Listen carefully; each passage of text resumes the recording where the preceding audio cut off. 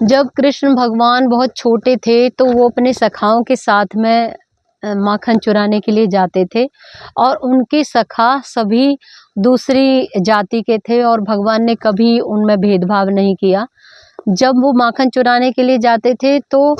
अपने हाथों से माखन अपने सखाओं को भी खिलाते थे और उनके मुंह से लिपटा हुआ माखन खुद भी खा लिया करते थे। जब ब्रह्मा जी ने ये देखा कि सभी देवता बोलते हैं कि भगवान बाल अवतार में धरती पर पैदा हुए हैं, तो ब्रह्मा जी को इस चीज़ पर बड़ा आश्चर्य हुआ कि ये कैसे भगवान है, ये तो किसी भी जात के बच्चे के मुंह से मक्खन हटा के खा लेते हैं, ये भगवान नहीं हो सकते। तो ब्रह्मा जी ने क्या किया कि भगवान के सभी सखाओं को गायब कर दिया और उन्हें अपने साथ ले गए। अब जब कृष्ण भगवान ने देखा कि मेरे तो कोई भी सखा दिखाई नहीं दे रहे हैं, उन्होंने सोचा कि मेरे जो सखा हैं उनके सब घर वाले तो बड़े दुखी हो जाएंगे कि हमारे बच्चे कहाँ चले गए। तो भगवान ने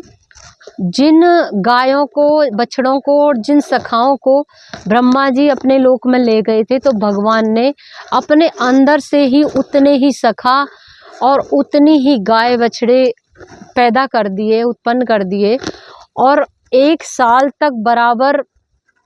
वो सखा और गैया उनके साथ में रहे। जब ब्रह्मा जी को पता लगा कि ये तो साक्षात भगवान है, जब इंद्रदेव ने बहुत ज़्यादा बारिश की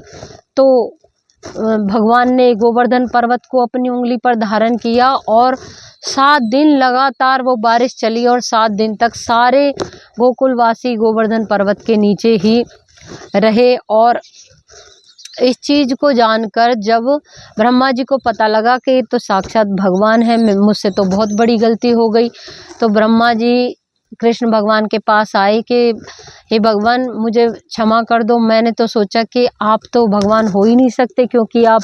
सब जाति का झूठा खा रहे थे, इस वजह से मैंने आपके बछड़ों को और गायों को और आपके सखाओं को चोरी कर लिया और अपने पास रख लिया। लेकिन जब मैंने देखा कि वही सखा, वही गाय बछड़े आपके पास हैं,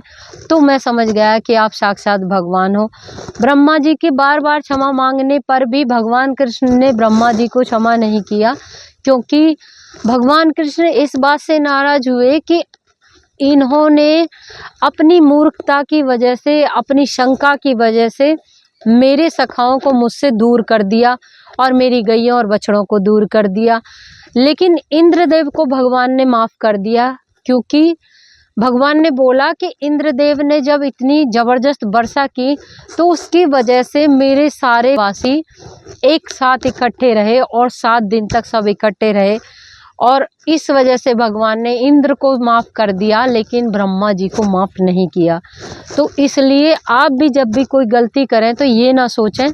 कि भगवान आपको देख नहीं रहे होंगे। भगवान हर चीज़ को देखते हैं, अच्छी को भी देखते हैं, बुरी को भी देखते हैं। जब आप